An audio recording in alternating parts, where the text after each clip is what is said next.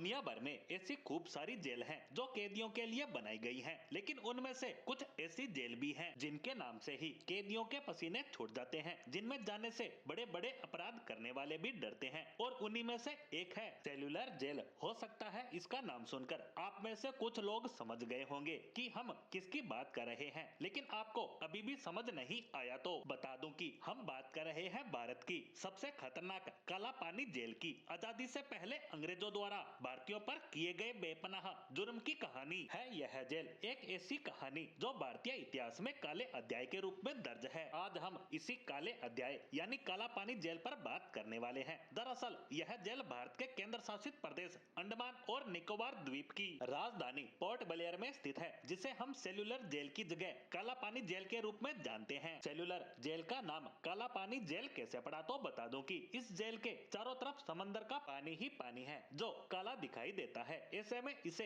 ऐसा कहा जाने लगा। अंग्रेजों ने इस जेल का इस्तेमाल स्वतंत्रता सेनानियों को सजा देने और कैद करने के लिए किया था। ऐसा विचार ब्रिटिश हुकूमत को 1857 की क्रांति के बाद ही आ गया था, लेकिन इसका निर्माण 1896 में शुरू हुआ और इसके लिए घने जंगलों को काटा गया। सबसे पहले अंग्रेज अधिकारियों के लिए आवास, कमिश्नर हाउस, चर्च जैसी चीजों का निर्माण हुआ। उसके बाद जेल के बीचों बीच कैदियों पर निगरानी रखने के लिए टावर बनाया गया। ऑक्टोपस की तरह 7 शाखाओं वाली हर एक जेल को 3 मंजिला बनाया गया, जिसमें 696 सेल बनाए गए। यहाँ कैदियों को अकेला रखा जाता था ताकि वे अकेलेपन के कारण टूट जाए। कहा जाता है कि एक बार 200 के करीब कैदियों ने यहाँ से भागने की कोशिश की, लेकिन चारों तरफ पानी होने के कारण वे सब इसमें नाकाम ही रहे और पकड़े गए, जिनमें से कुछ ने यातनाओं के डर से आत्महत्या कर ली। तो वहीं जेलर वाकर ने ऐसा करने वाले 87 कैदियों को फांसी पर लटका दिया। उस समय इस जेल को बनाने की लागत 5,17,000 रुपए आई थी, जिसका मुख्य भवन लाल ईंटों से बना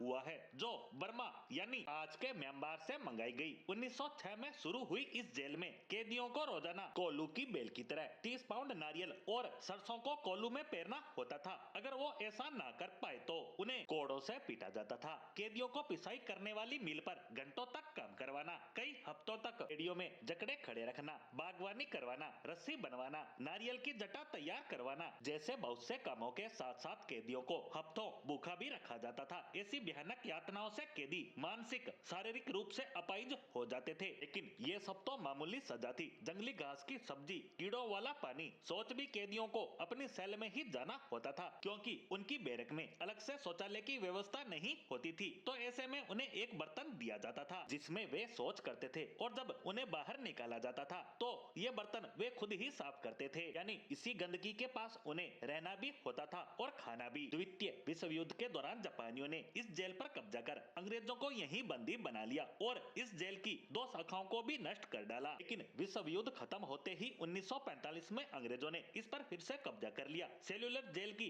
दीवारों पर वीर शहीदों के नाम आज भी लिखे देखे जा सकते हैं। आज यह जेल एक राष्ट्रीय स्मारक है। साथ ही यहाँ एक हॉस्पिटल भी संचालित किया जा रहा है, लेकिन आज भी यह जेल इतिहास के पन्नों में काले अध्याय के रूप में दर्ज है।